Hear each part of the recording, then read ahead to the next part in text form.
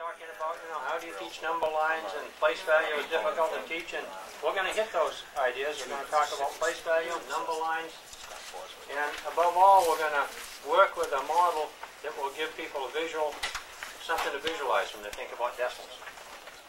Those little numbers with those little points down there, those are pretty abstract things, and people need something to conceptualize when they're talking about decimals. So I'd like to have you unbundle these things. These are squares that are colored, different colored squares.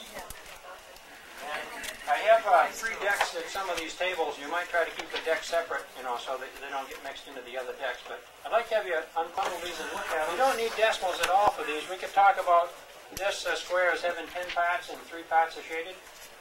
Or we could say 3 parts out of 10 are shaded.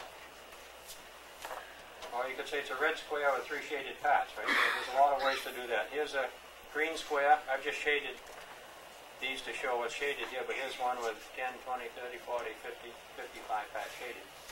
So I'd like to have you look at these now. Maybe each group of 2 or 3 people could write down some observations, and then we'll check the different tables and see what you come up with.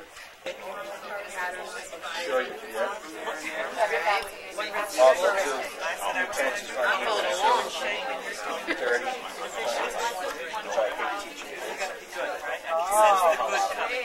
Say that again. 30 tenths. That means work. 30 hundredths and 3 tenths and something like that. They have the same shaded amount, but you can see that by putting these under each other, that a red square with 1 part shaded has the same amount of shading as a green square with how many parts? 10. 10 parts, okay? In fact, you can almost see those heavy lines that are running vertically, and they kind of partition those columns off, and so there's 10 in a column.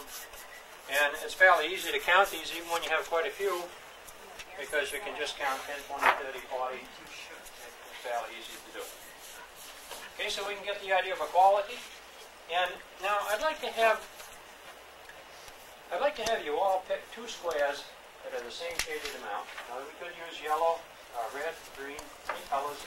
And I'd like to have you write a description of this without using decimals. The fact that these both have the same shaded amount. In other words, this is kind of like an equality, or like an equation. And do that by describing the squares you have, and then we'll just have to read some of these statements. One reason for that is that when you write things down, something happens. We don't know quite what happens. But sometimes, you can write a list of things to do, and then you can throw the list away. There's something that happens when you write things down. It helps you learn.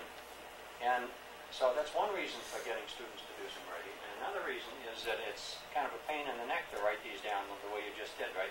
There's a lot easier ways to write these down. And so if they do these things a long way and they understand what's happening, then when you bring in decimals, they're going to appreciate the decimals.